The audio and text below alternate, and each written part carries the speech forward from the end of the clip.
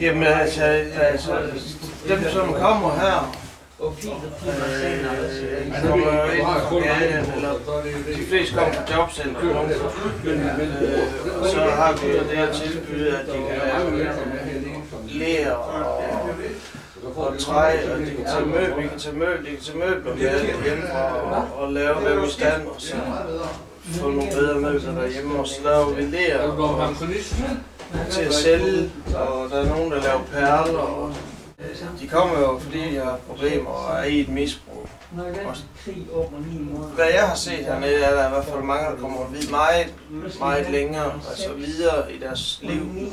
Og faktisk til sidst, her for en uge siden havde vi, eller halvanden uge siden, havde vi en, som faktisk er kommet ud af huset og fået et arbejde som fotograf. Hvor mange dage om ugen kommer du hernede, Hans? Jeg kommer alle 5 dage. Ja. For simpelthen ikke at ryge i?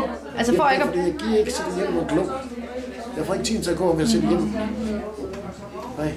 Jeg har haft det der sådan arbejde. Ja. Så det handler om for dig at holde dig beskæftiget? Det er det eneste, jeg gør. Så dig og Lars, I arbejder simpelthen på Himmelblå for tiden? Ja. Wow. Vi er udlejet derovre til. Og vil du fortælle mig om, hvad I så laver? Ja, vi skal lave en ny, vi skal lave værksted, den gamle garage om til værksted. Blandt andet har lavet. Herom har vi bordet, der vi laver. Ja, og så er en bordplan der, og bunden til bordpladen der. Men har sådan en stol? Nej, det er mekaniker. Det er sgu mekaniker. Og det er det der, så kan jeg håbe, at jeg snakker, fordi jeg ved hvorfor. Så kommer vi op og diskutere, for jeg er også en sådan en. Men kan I så ikke bare diskutere det sammen? Det kan vi godt finde ud af. Hvad er der ovenpå? Ovenpå er vores lokaler, hvor vi har undervisning, og hvor vi spiser. Der må du meget gerne gå op og kigge. Hvad er der så over på den anden side af gården? Der er keramikværksted. Og der må du også gerne komme over i dag. Ja, jeg har tit kigget den. Så det er det. Men i dag har vi åbent ovenpå, fordi at vi jo har fødselsdag. Ja.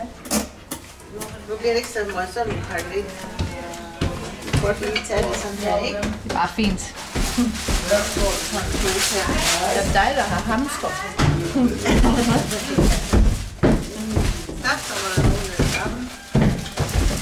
Ja. Der kommer kunstneren jo, Ivan. Jeg er i gang med at købe dit porcelæn. Ej, har du ikke lyst til lige at fortælle til kameraet, hvad du har tænkt, da du lavede det? Jeg har taget nogle tanker. Jeg har bare været i min egen tankeverden, så mere kan jeg ikke sige.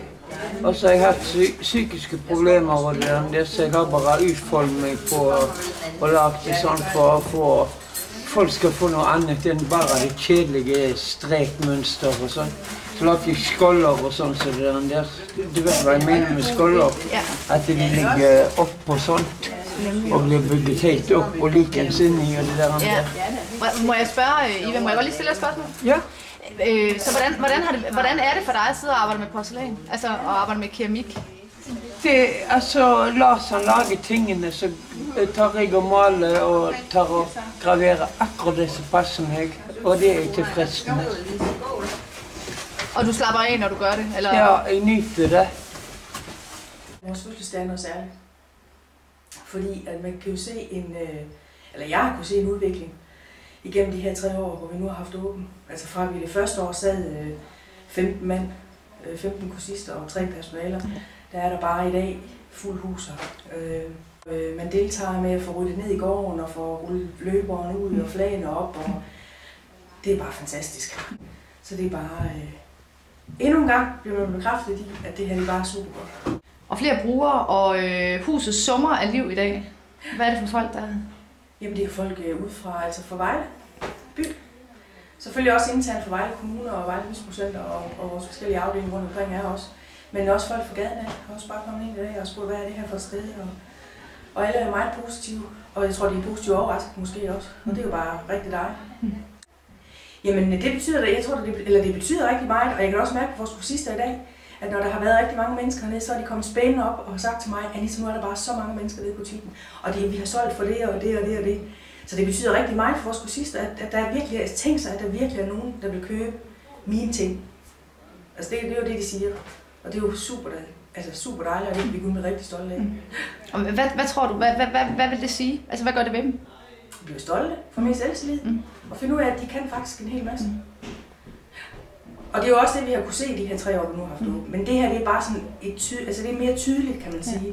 Fordi her har jeg en ting, og nu er der nogen, der gerne vil købe den ting af mig. Ja. Det er noget andet, end at man kommer og klapper folk på skulderen og siger, du er sgu god nok. Ja. Så projektet har jo i løbet af de 3 år egentlig også rykket sig markant fra at være sådan primært et aktivitetstilbud. Altså, man bliver beskæftiget gennem nogle værksteder til nu faktisk at være beskæftigelse. Ja. Altså, nu har I egentlig noget forretning i foretagendet. Og det oplever I også i hverdagen i Kulturakademiet, det giver nogle helt andre muligheder, eller hvad? Ja, nu er vi jo lige kommet i gang med det her selvfølgelig ikke, men man kan sige fra, der er jo sket rigtig, som du selv siger, der er sket rigtig mange ting på de her 3 år. Vi er ikke bare over på første sal længere, vel? Altså nu har vi hele huset også her i underetagen.